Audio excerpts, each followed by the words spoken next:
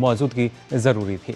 और आइए अब आगे बढ़ते हैं न्यूज़ पंच में। खासतौर से अगर बात की जाए यहाँ पर ना सिर्फ पाकिस्तान बल्कि इसके साथ अफगानिस्तान, ये जो सीमा आपको दिख रही है, इस सीमा पर एक बार फिर से तनाव जो है अब बढ़ चुका है। और फिर से ये तनाव बढ़ा है क्योंकि बीच में हमने देखा था, कोशिश की गई थी कि कैसे दोनों जो देश हैं उनके बीच ये तनाव कम हो सकता है, शांति वार्ता हो सकती है, प्रयास भी किए गए, लेकिन फिर से जो स्थिति है वो कुछ यहाँ ऐसी ही नज़र आ रही है। आप देख सकते हैं दोनों छोर पर किस तरीके से जो कहीं ना कहीं तनाव है बढ़ गया है, जो संघर्ष है वो नज़र आ रहा है, क्योंकि दोनों तरफ से जो भारी गोलाबारी है उसकी खबरें सामने आई हैं।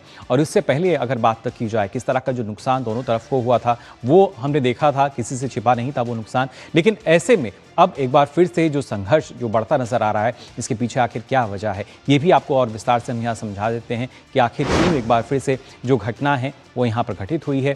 दरअसल आपको बता दें कि सीमा पार अगर देखा जाए दोनों देशों की जो सीमा है इस पर भारी गोलीबारी जो है एक बार फिर से शुरू हुई।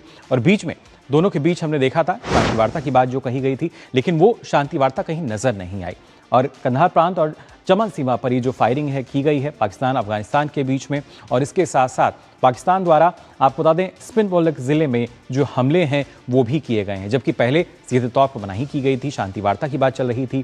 वहीं सीज़ फायर पर सहमति के बावजूद जो उल्लंघन है वो किया गया, यानी सीज़ फायर के लिए सहमति बनी थी लेकिन उसका उल्लंघन किया गया। और सीमा पर भारी गोलीबारी जो है वो पाकिस्तान और अफगानिस्तान के बीच में यहाँ देखने को मिली है। और इसके साथ साथ अगर देखा जाए कि आखिर क्या वजह है, क्योंकि ये तनाव लगातार चल रहा है, इसके पीछे की वजह क्या है वो भी आपको यहाँ पर हम बता देते हैं। दरअसल शांति वार्ता जो है वो विफल रही। सऊदी अरब में ये शांति वार्ता की गई थी, कई अलग अलग चरणों में इसके प्रयास किए जा रहे थे, लेकिन ये वार्ता विफल रही। इस वार्ता का कोई नतीजा नहीं निकला। तनाव कम करने का जो मकसद था उसके लिए लगातार ये शांति वार्ता होती रही, अलग अलग चरण इसके लिए गए थे, लेकिन फिर भी जो स्थिति है वो सिफर नजर आई। और अक्टूबर में सीमा पर भीषण झड़प से ये जो पूरी स्थिति है, जो संघर्ष है, तनाव है, बढ़ता हुआ नजर आया था। और दर्जनों मौत के बाद जो माहौल है वो और बिगड़ता नजर आया था। और ऐसे में हमने देखा था, फिर चाहे पाकिस्तान की बात करें, अफगानिस्तान की बात की जाए, दोनों ने एक दूसरे पर कई आरोप यहाँ पर लगाए थे। और इन आरोप प्रत्यारोप के बीच अगर हम देखते हैं क्या स्थिति रही थी, क्योंकि पाकिस्तान की तरफ से ये कहा गया कि अफगानिस्तान के चरमपंथियों पर हमले का उसने आरोप लगाया था, और अफगानिस्तान ने कहीं ना कहीं अगर देखा जाए तो बिना उकसावे की गोलीबारी की बात भी कही थी। वहीं अफगानिस्तान की तरफ से बात सामने आई थी कि उसने आरोपों को सिरे से खारिज किया था, और पाकिस्तानी सेना ने कंधार प्रांत के स्पिनबोलक ज़िले में जो हमले किए थे उसका जिक्र किया था। और एक बार फिर से वही स्थिति देखने को मिल रही है।